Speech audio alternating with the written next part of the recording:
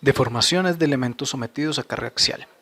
Imaginémonos que tenemos un elemento que está sujeto al techo. Y este elemento de sección transversal constante, rectilíneo, tiene cierta longitud. En el instante en que yo someta este cuerpo a una carga axial, el cuerpo se va a deformar, obviamente, y por tanto, pues su longitud cambiará, ya no tendrá la misma longitud inicial. Esto es debido a una carga externa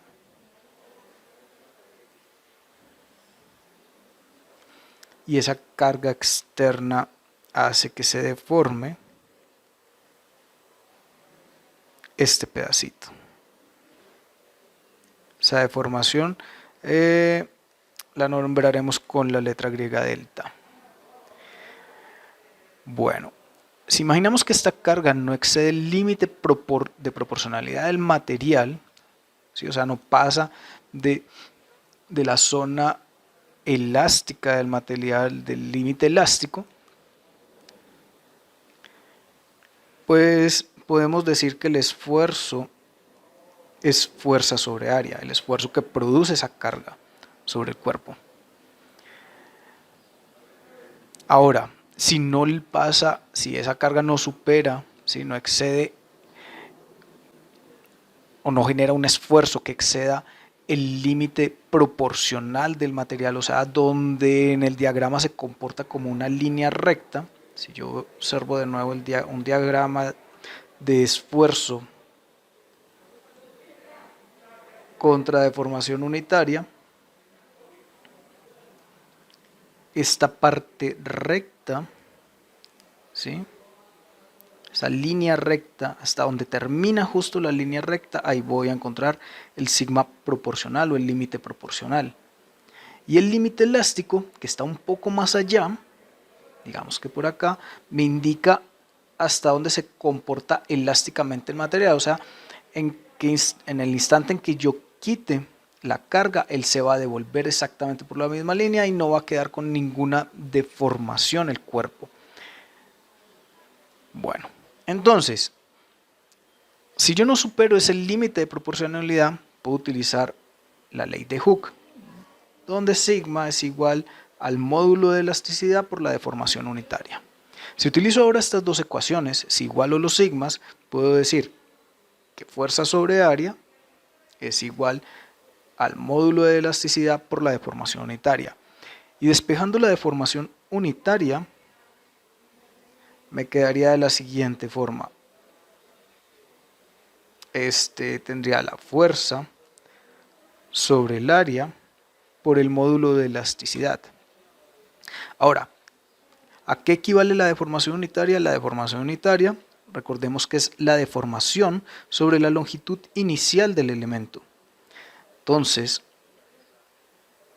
si reemplazo esa deformación unitaria en esta ecuación, me queda que la deformación es igual a la fuerza por la longitud inicial sobre el área inicial de la sección transversal sobre el módulo de elasticidad. Esta es la ecuación para obtener o calcular la deformación del elemento sometido a carga axial. Entonces, esta ecuación solo debo usarla si el material es homogéneo. Material homogéneo con un módulo de elasticidad constante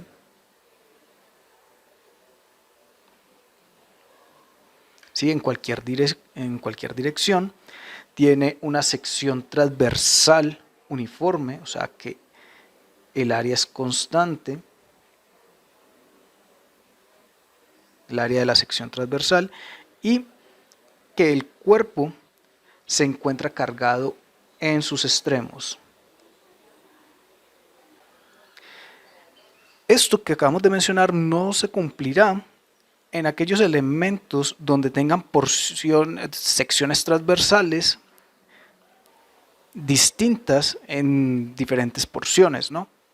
O que tengan un distinto material, o que estén cargados en otros puntos, ¿sí? Que no sean los extremos. Entonces, para ese tipo de casos, debe dividirse en partes que satisfagan de manera individual las condiciones que se requieran para la aplicación de esta fórmula. Entonces, casos como cuáles, como por ejemplo, tengo una barra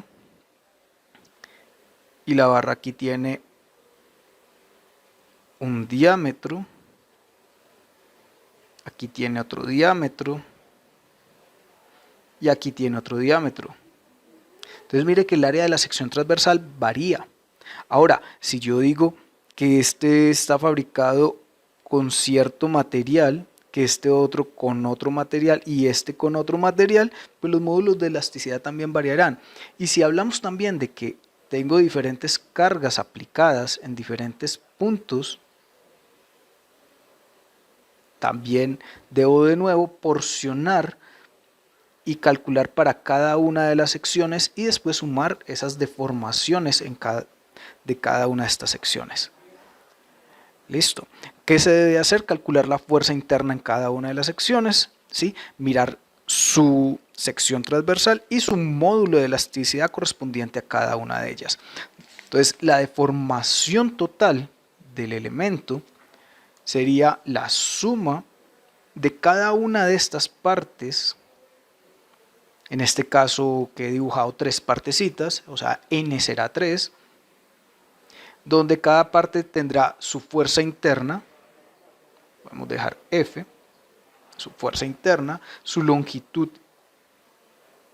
cada segmento tendrá su propia longitud, que nada nos dice que en este momento puede ser la misma para todos o puede ser diferente, el área de la sección transversal de cada uno de estos elementos y el módulo de elasticidad para cada uno de estas secciones o de estos tramos si están fabricados con diferentes materiales. Otro posible caso que nos pueda aparecer, un caso donde la sección transversal sea variable. Un caso como por ejemplo este, donde este cuerpo, si yo lo someto a carga, ¿sí? Obviamente el cuerpo se va a alargar. Se alargará y la deformación, entonces tocará utilizar una fórmula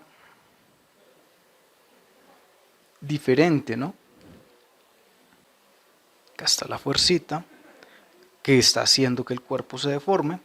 Entonces, la deformación unitaria va a depender de la posición del punto que yo quiera evaluar. Imaginemos que tenemos un punto acá, este punto Q. Ese punto Q se encuentra a cierta distancia, X. Listo. Y voy donde está ese punto Q, voy a mirar el ariecita que hay ahí, va a tomar un diferencial, ¿sí? Este pequeño diferencial, un delta X, donde ese delta X voy a tender a que sea muy pequeño para convertirlo en diferencial. Listo. Entonces, si ese mismo punto Q lo observo ya cuando el cuerpo está deformado, acá está el mismo punto Q, acá tenemos el diferencial, la ubicación de ese punto Q ya no es X más una deformación, la deformación que hayan tenido todos los otros elementos que estén acá detrás, ¿sí? Todos los pequeños diferenciales sumados. Y este diferencial de acá, ¿sí? Que medía delta X, también va a sufrir una deformación. ¿Qué deformación? Un delta de deformación. La deformación unitaria de ese tramito donde se encuentra el punto es la de un delta de deformación un diferencial de deformación con respecto a X, ya que el delta lo he vuelto muy pequeño, le he hecho un límite y lo tiendo a cero, ¿no? Si yo despejo ese delta de deformación, si yo despejo el delta de deformación, ¿sí?, y lo sustituyo por la deformación unitaria,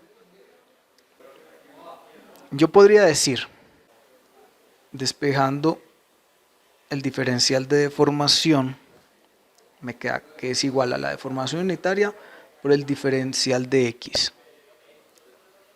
Listo. Y que pues la deformación unitaria, yo sé que la deformación unitaria es igual a esto. La deformación unitaria es igual a la fuerza sobre el área por el módulo de elasticidad.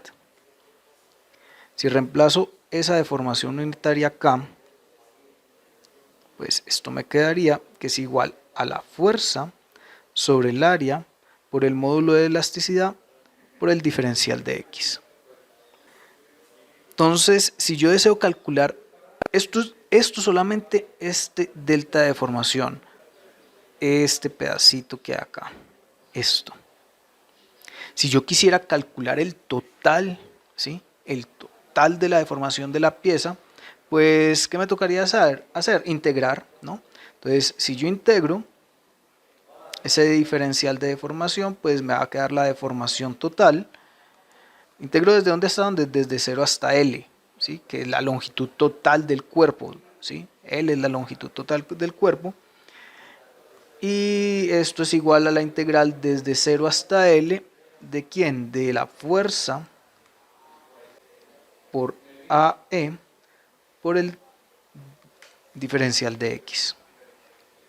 ¿Cuándo debería yo emplear esta ecuación? Esta ecuación que hay acá debería de emplearse cuando el área de la sección transversal,